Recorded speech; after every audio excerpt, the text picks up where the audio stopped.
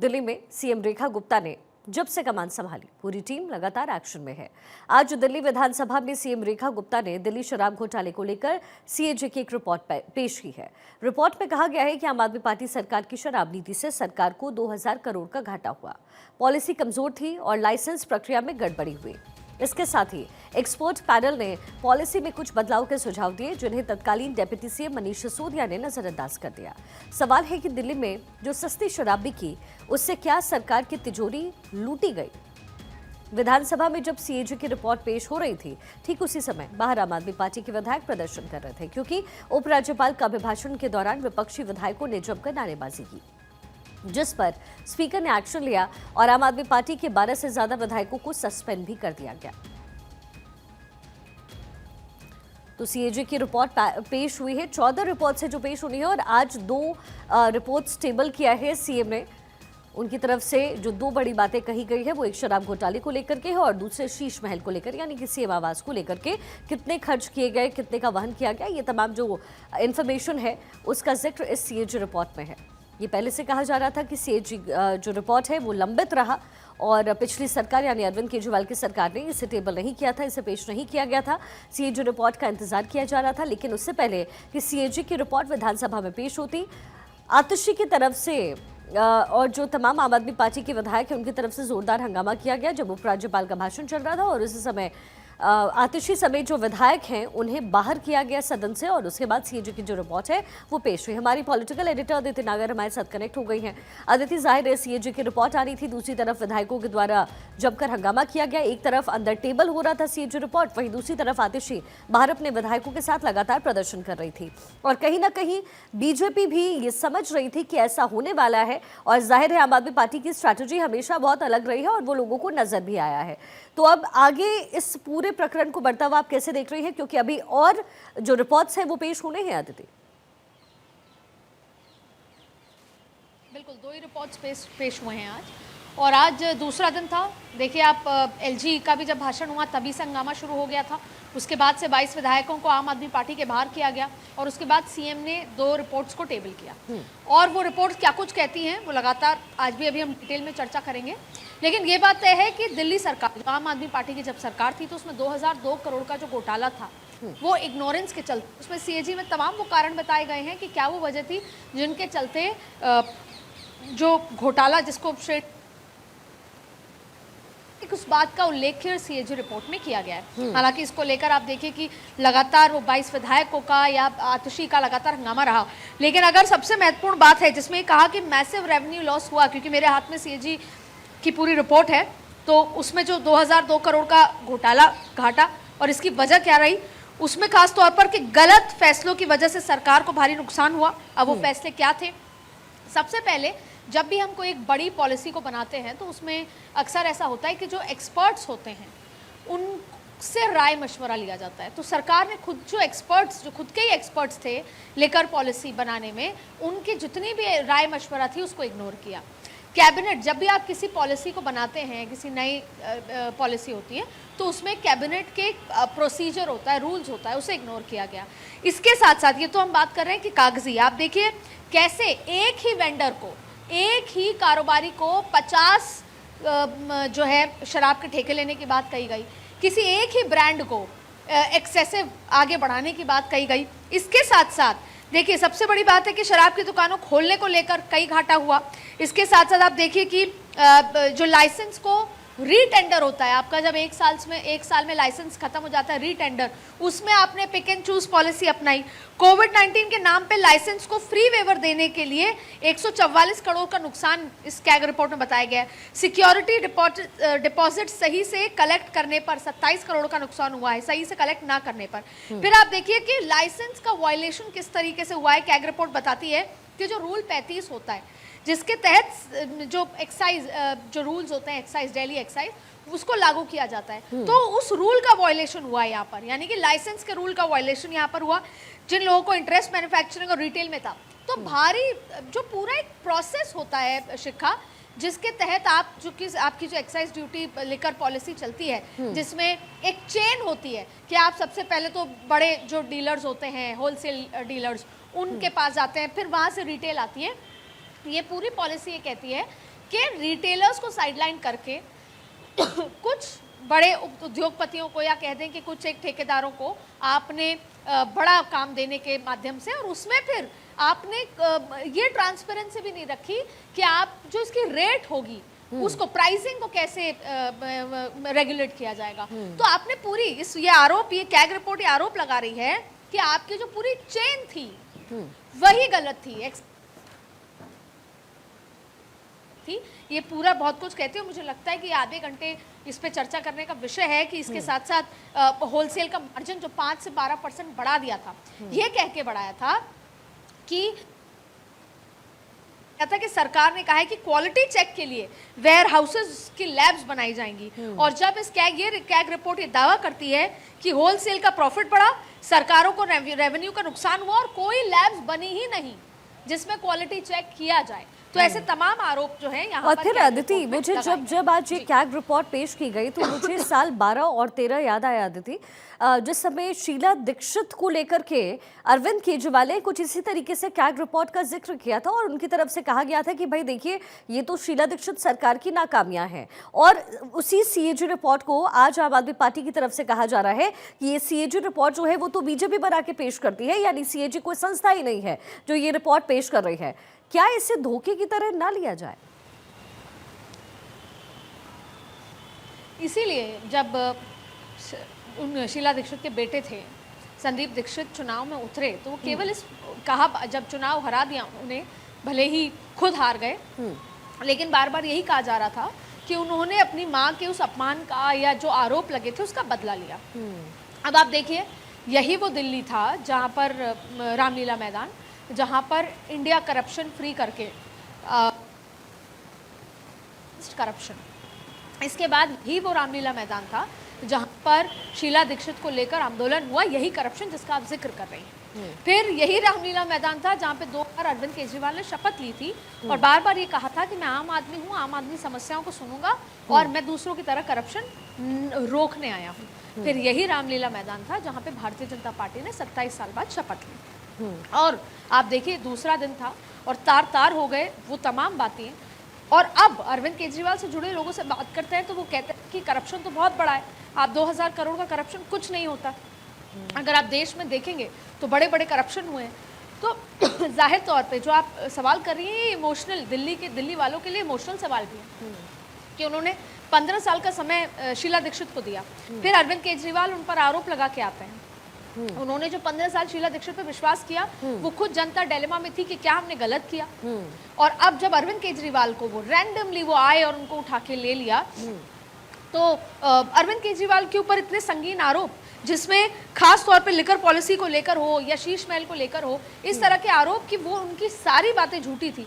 जाहिर तौर पे दिल्ली वालों के इमोशनल फैक्टर है और इसको भारतीय जनता पार्टी अच्छा अदिति, चूंकि जो तमाम प्रवक्ता है या फिर आम आदमी पार्टी के नेता है वो कैग रिपोर्ट के बारे में तरह तरह की बातें कर रहे हैं, मैं आपसे समझना चाहती हूँ कि मैं चाहती हूँ कि दर्शक भी इस बात को समझे।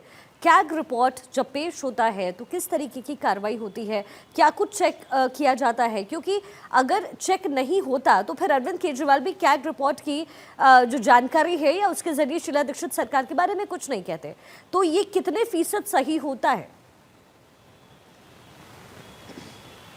देखिए, कैग एक वो संस्थान है जिसको सरकारों को सही और गलत रास्ता दिखाने में बहुत बड़ा काम दे होता है। कैग जब किसी भी तरह पे रिपोर्ट बनती है वो कंट्रोलर होते हैं, ऑडिट कंट्रोलर, जो आप सरकार से ऊपर है, सरकार से किसी भी तरह का उनपे जिसे बोलते हैं कि कोई सिस्टम में बंधे हुए नहीं है वो। इसलिए कैग रिपोर्ट आज से नहीं, दशकों से, सालों चलती आई है।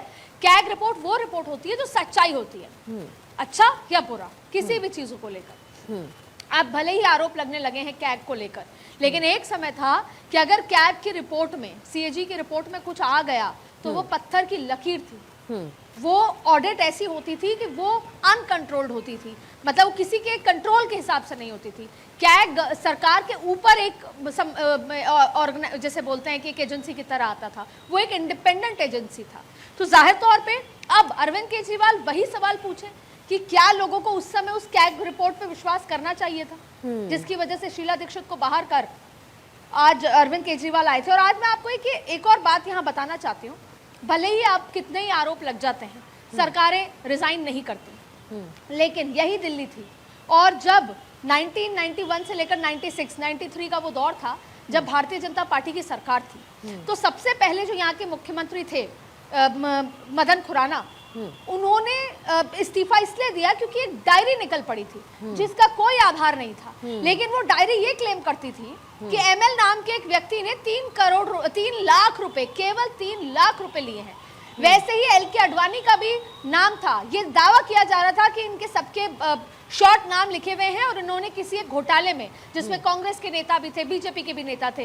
एलके अडवाणी ने अपने संसदीय से इस्तीफा दिया था, उसके बाद अटल बिहारी वहां पे चुनाव लड़े थे और उन्होंने कहा था कि जब तक मैं आरोप मुक्त नहीं हो जाता, जबकि कोई एक रैंडम डायरी जिसमें नाम तक नहीं लिखा था, एमएल लिखा था, और मदन खुराना ने इस्तीफा दिया था और उसके बाद वो दोनों बरी हो गए थे। ठीक वैसे ही उसके बाद जब साहिब सिंह वर्मा आए, तब उन्होंने केवल ये बयान दिया था जब प्याज 80 किलो हो गए थे कि प्याज गरीब नहीं खाता।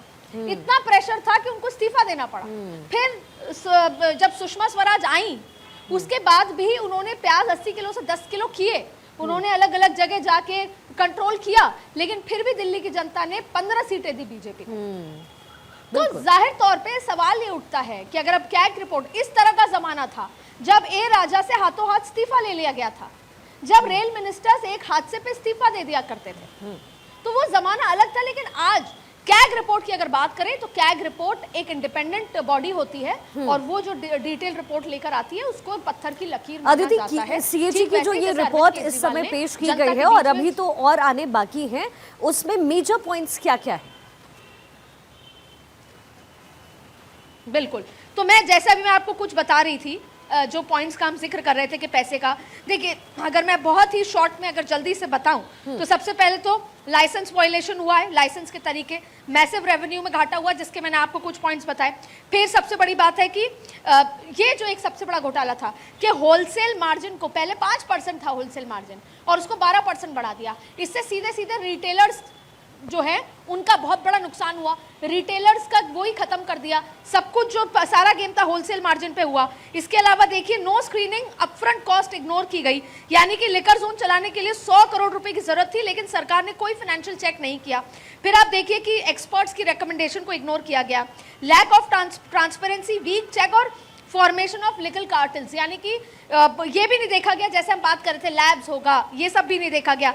पहले व्यक्ति को सिर्फ 2 दुकानें रखने की अनुमति थी लेकिन इस पॉलिसी में लिमिट बढ़ाकर 54 कर दी गई। आप सोचिए, 2 आप रख सकते थे, अब आपने 54, इसीलिए कहा जा रहा था कि एक कारोबारी को 50 ठेके दे दिए थे।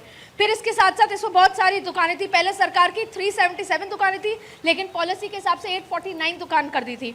इसमें कई जगह सरकार को बेहद घाटा हुआ है और फायदा हो रहा था जो होलसेलर्स को।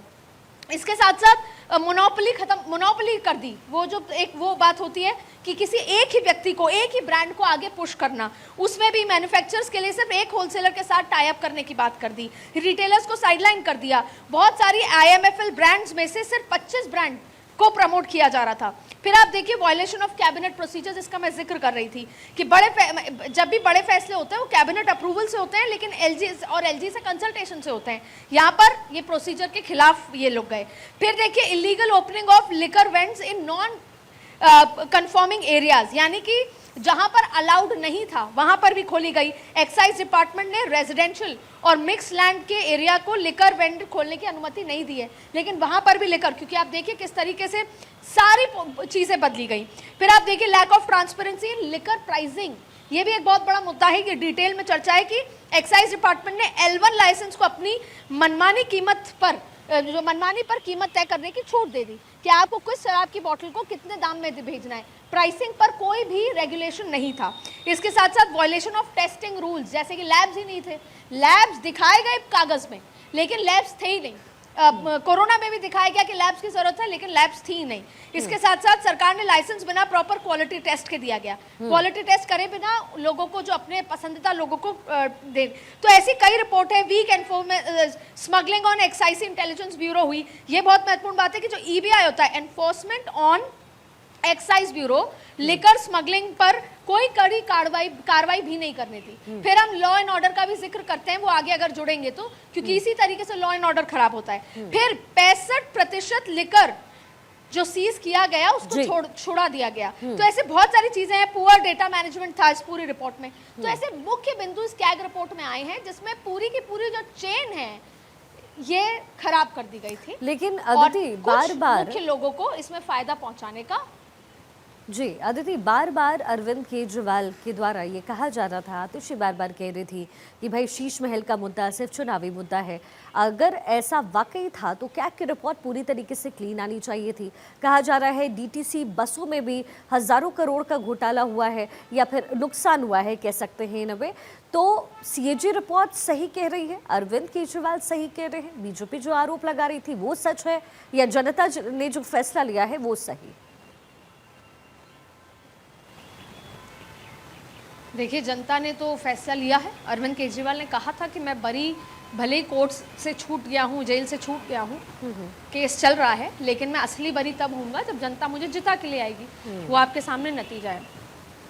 कैग रिपोर्ट के आधार पर और साथ में अभी जो कोर्ट में जो केस चल रहा है उन सब के आधार पर, जो उसमें मुख्य लोग हैं उनके बयान पर, और जो आगे चलेगा प्रोसेस। देखिए, भारतीय जनता पार्टी हो, इस लॉ एंड कोर्स के इस ऑर्डर को अभी वो नहीं छोड़ेगी। ये law will take its own course, और आगे अरविंद केजरीवाल जब तक पंजाब से नहीं हट जाते तब तक भारतीय जनता पार्टी इस मुद्दे को जिंदा रखेगी, चाहे फिर वो शीश महल हो। और अब इसका असल पता होगा कोर्ट में चलेगा, सीएजी की रिपोर्ट के आधार पर, इसके अलावा कई लोगों के बयानों के आधार पर चीजें बाहर आएंगी। दूसरी बड़ी बात है, आप इसको एक पॉलिसी के हिसाब से छोड़ दीजिए। शराब एक बहुत बड़ा मुद्दा है। शराब एक बहुत बड़ा ऐसी चीज़ है किसी भी स्टेट का जहाँ से सबसे बड़ा टैक्स आप अवेल करते हैं, बहुत बड़ी संख्या में टैक्स आता है जी। अगर एक राज्य में ये पॉलिसी चल जाती जी, तो आप देखते हैं कि एक पर्टिकुलर बिजनेस लॉबी है, वो चाहती है कि वो सरकार भी हमारे आए जी। जैसे कि राजस्थान की हुई, पंजाब की हुई, जहां पर शराब का चलन भी ज्यादा है। ड्राई स्टेट को आप छोड़ दें जहां पे शराब, वो जो एक पर्टिकुलर लॉबी है वो ये चाहती है कि अरविंद केजरीवाल मध्य प्रदेश में भी आए। अरविंद केजरीवाल यही मॉडल मध्य प्रदेश में, राजस्थान में, छत्तीसगढ़ में लागू करें, इसी थॉट प्रोसेस के साथ कि एक पर्टिकुलर लॉबी जो सरकार को सपोर्ट कर रहे, जी अदिति, वैसा एक ये पूरा एजेंडा तैयार किया जा रहा था कि पूरे ये बहुत बड़ा एक लॉबी होती है, अगर इसका सपोर्ट किसी एक पार्टी को मिल जाए तो वो कई मल्टीपल जगह सरकारें बना सकती। इंटेंशन यही था। बीजेपी को भी ये लग रहा था कि अगर इस तरह की चेन चल पड़ी है तो फिर ये नुकसान हो सकता है। तो जाहिर तौर पे कुछ चीजें पॉलिटिकल हुई हैं कि कैग की रिपोर्ट में साफ चीजें हैं। अब अरविंद केजरीवाल अगर एक बार फिर से राजनीति में शुरुआत करना चाहते हैं तो सबसे पहले उनके ऊपर जो दाग लगे हैं, चाहे वो शीश महल के हों या लिकर पॉलिसी पे, वो उनको जनता के बीच में आके बरी होना हो। बिल्कुल, बहुत बहुत शुक्रिया अदिति इस पूरे विश्लेषण के लिए। तो देखिए, ये जो कैग की रिपोर्ट है वो पेश हुई है, और जो बातें कही गई है बीजेपी की तरफ से, क्या सच क्या गलत, क्योंकि अरविंद केजरीवाल और पार्टी की तरफ से कुछ और ही कहा जा रहा है।